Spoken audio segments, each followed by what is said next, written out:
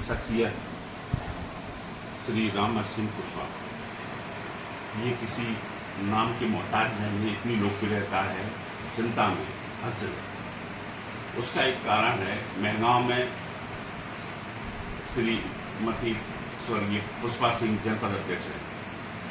विकास कार्य आज भी महगांव में गिरे जाते हैं और श्री रामर सिंह कुशवाहा स्वयं वार्ड क्रमांक 33 भिंड, जो कि जैन बहुल वार्ड है, उसमें पार्षद रहे। एक बार, दो बार, कई बार भी लोकप्रियता का ये आलम है। आज भी कांग्रेस पार्टी के वरिष्ठ नेता हैं और हर मोर्चा में संघर्षशील हैं, पूरी संबंध में बात करते हैं। आप जनपद अध्यक्ष रहे तो उस पर संबंध में कुछ बताएं।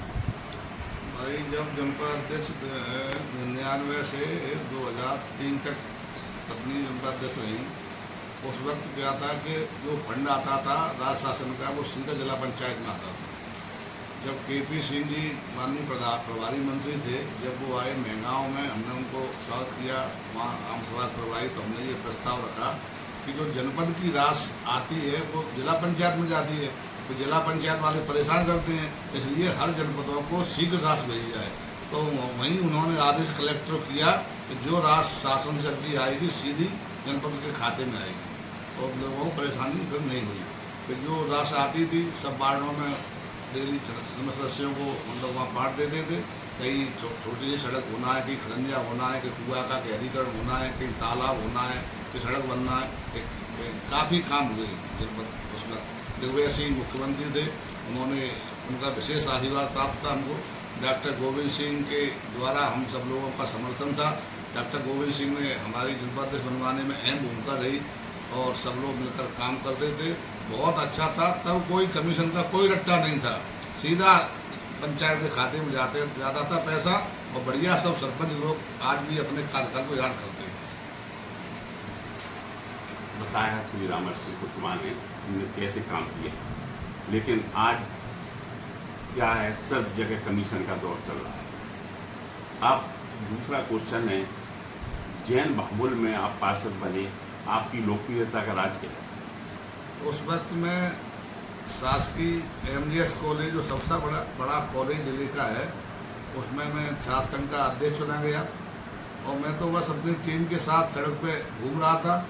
आदरणीय स्वर्गीय शोभन सिंह परमार, स्वर्गीय गोपाल अग्रवाल की दुकान पर बैठते थे, वहीं बैठे थे, और हमारे आदरणीय बड़े भाई नातेदार रणवीर सिंह भदौरिया परमार साहब के साथ रहते थे, तो वो लोग वहाँ बैठे थे। हम अपनी टीम के साथ निकले तो उन्होंने हमें बुलाया, उन्होंने कहा कि तुम इस बार से चुनाव लड़ जाओ पार्षदी का, कांग्रेस के टिकट पे। हमने कहा दादा, हमें चुनाव से ज़्यादा कोई मतलब इंटरेस्ट है नहीं, हमें चुनाव नहीं लड़ना है, आप और उसी टिकट दे दो। फिर हमने दोबारा हमको बुलाया, उन्होंने तुम टिकट देंगे, तुम लड़ो।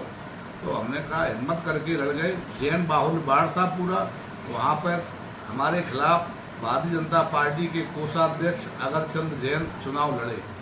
अब वो गोल सिंगारे थे, तो उन्होंने कहा हमें कौन आता है, ठाकुर ब्राह्मणों की बहुत वोट कम थे उसमें, लेकिन जैनों से हमारा इतना व्यवहार था। हमारे भारौली गांव के, मुसावरी गांव के पसारी, अमोल चंद चच्चा पसारी, और बतासे वाले अशोक जैन तेल वाले, सभी लोगों ने जम के हमारा सपोर्ट किया, और हम प्रभु कृपा से पहला चुनाव जीत गए। इसके बाद भारतीय जनता पार्टी दोबारा चुनाव लड़े उसी बार से, तो धरती पकड़ देता भाजपा के बहुत बड़े नेता आदरणीय छोटे लाल नेता जो स्वर्गीय हो गए, उनको लड़ा दिया।